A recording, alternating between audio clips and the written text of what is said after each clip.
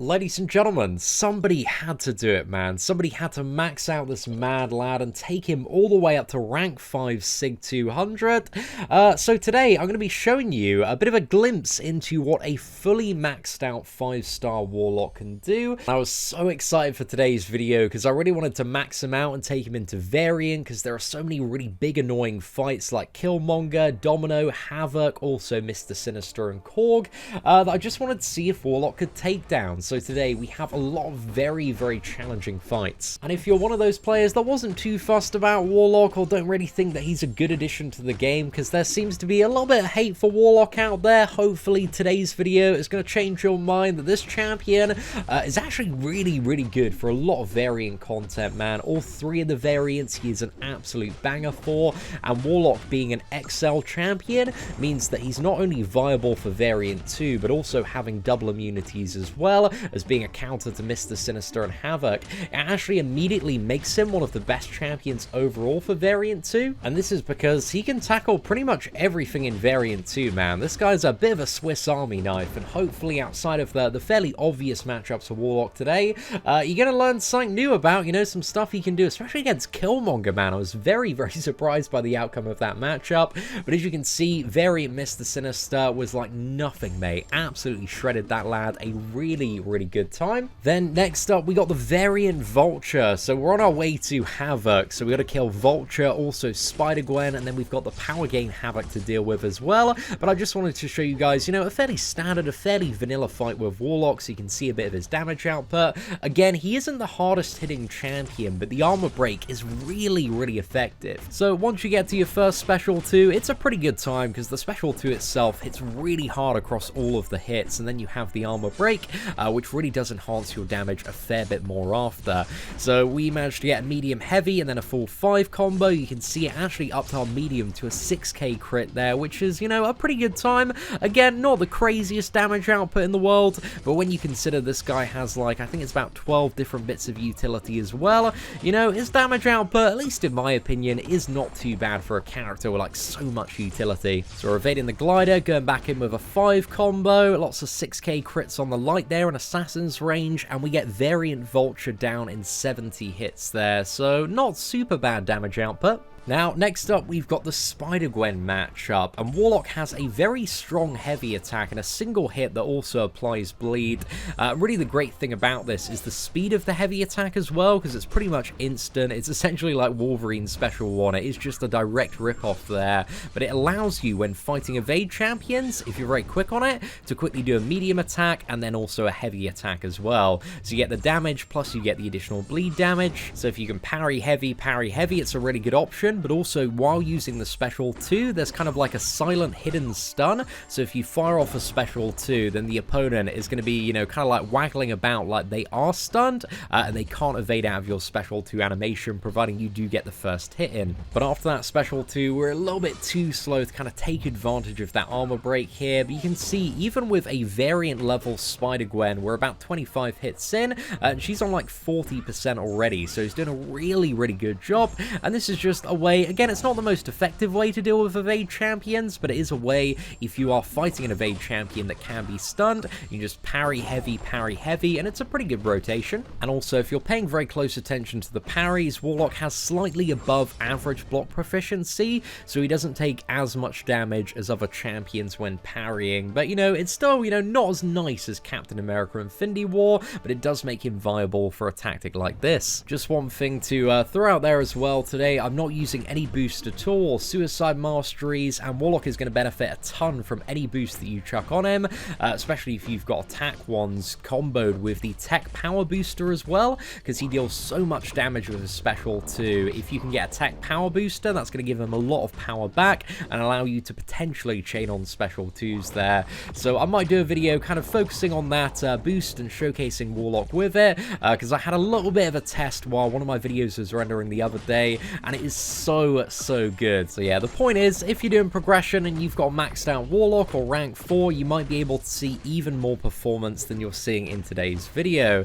But anyway, we've got the Havoc matchup now, and this is going pretty smoothly so far. Like, Warlock has all sorts of utility in order to deal with this matchup. If you try and like parry one of his attacks, he's going to get power drained as well. So if he gets a bit too close to the special 3, you can parry to power drain Havoc, which is really nice. Also, because we have the passive armor buff as well, we are not taking any damage from detonation, which is a great time.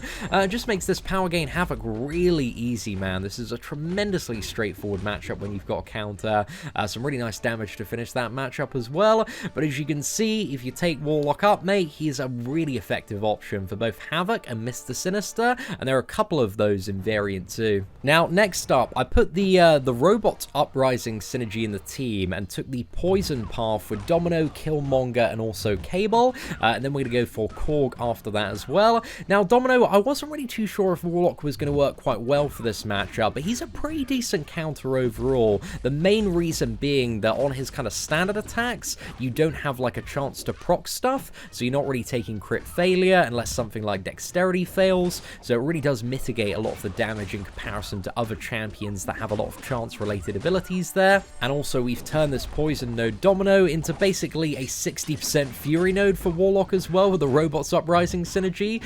So yeah, that's a great time, man. She's going down very swiftly, 40 hits, and she's on just 25% there, and this is a variant level Domino. People really struggle with this last, man.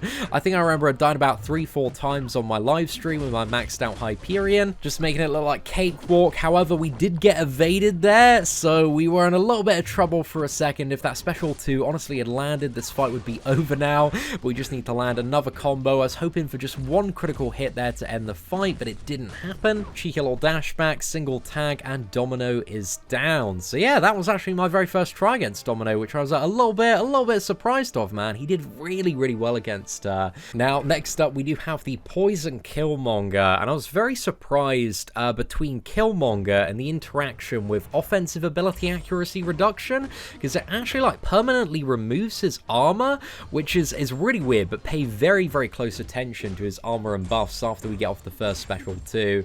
So yeah, we're baiting out special 2 here. The good thing about Warlock, you know, not really having much damage in the start, means that like reverberation isn't really like too much of a problem, and when it would be a problem, you've got the armor break up, so you don't need to worry about it. But here we got 3 stacks of infection, we fire off the armor break there, 4 stacks of armor break now, so we're hitting much harder. And you'll notice at some point in this matchup, I do go to hit into the block, but because every stack of infection is minus 30% ability accuracy reduction, it actually prevents the counter strike from triggering. And also, even though armor break's no longer on Killmonger, it actually prevented his armor up buff coming back, meaning there's no more reverberation in this matchup. At this point, I was like, what is going on, mate? This is actually such a sick matchup. I did not expect Warlock to be anywhere near this good for Killmonger. I was thinking, you know, special 2, we might be able to mitigate like a little bit of reverberation, but we've literally shut this man down. Like, without his armor, he's like not intimidating at all. It removes all of his stuff, his indestructible, his reverberation, and it just becomes easy game, easy life from this point onward. So yeah, we fire off the special 2, get a nice little 7k slam on the end there, and just one more hit and this man is down. So that was a beautiful matchup. Very unexpected interaction, but also an incredibly welcome one as well. So far, this man has absolutely slaughtered Havok, Mister Sinister, Domino, Killmonger, and these are problematic fights for Varian 100%, man.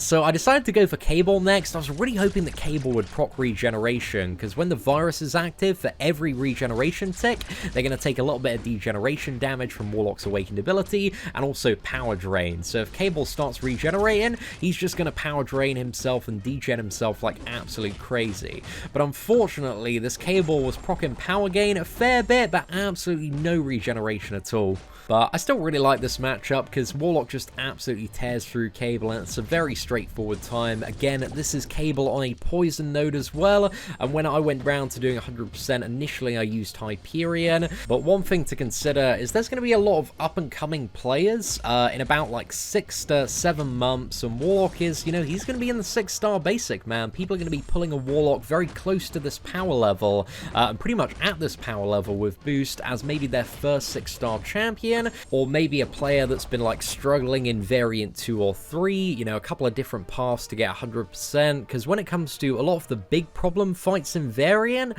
Warlock is actually surprisingly the answer to about 80 to 90% of the big old problem fights. He also works tremendously well for the variant rogue, but unfortunately I did not have time to get there today. However, I did want to showcase Biohazard Korg. So Biohazard Korg is a little bit of a pain to deal with, and I would still say that Omega Red is the absolute best Korg counter, but I just wanted to showcase today that Warlock is a viable option if you don't have anybody else to deal with the Korgs in variant.